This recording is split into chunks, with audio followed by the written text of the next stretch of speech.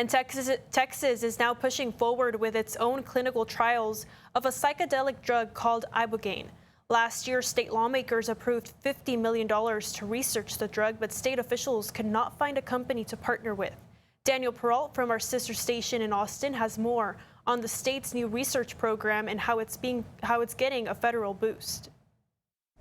Texas leaders taking another step towards advancing the state's own research program into a psychedelic drug called ibogaine. The plant-based psychedelic drug has shown promise in treating post-traumatic stress disorder, addiction, traumatic brain injuries, and more. It's one of these psychedelics that does, at least at this point in the forms that we have it, require some sort of monitoring while an individual is on it. It's something the FDA hasn't been a fan of, including when health officials declined to approve MDMA or ecstasy to treat PTSD in 2024. They were not comfortable with approving a therapy. They approved drugs. Last year, state lawmakers passed legislation to invest $50 million in researching ibogaine, but after drug companies could not meet the state's requirements, state leaders are partnering with state medical researchers to create their own ibogaine research program. I think there are a lot of hurdles, like I said, regardless of whether or not there's a private investor. In a letter Monday, Lieutenant Governor Dan Patrick and House Speaker Dustin Burrows said they plan to partner with researchers at the University of Texas Medical Branch at Galveston and UT Health Houston to study the effects of ibogaine on patients. The universities will spend their own funds, but state leaders say they're committed to reimbursing them. We are talking about several $1 million to get through that phase 1 process.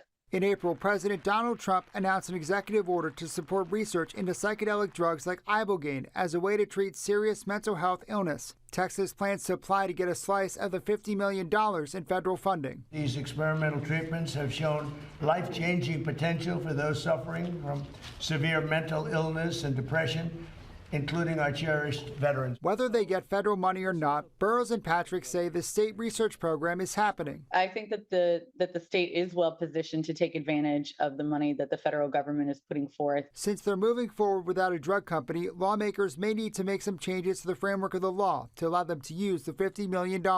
I don't expect that to be a significant hurdle just because seems to be an area where there's a lot of consensus. State leaders pushing to determine whether ibogaine is a safe and effective treatment, hoping it can open the door to healing for a variety of issues.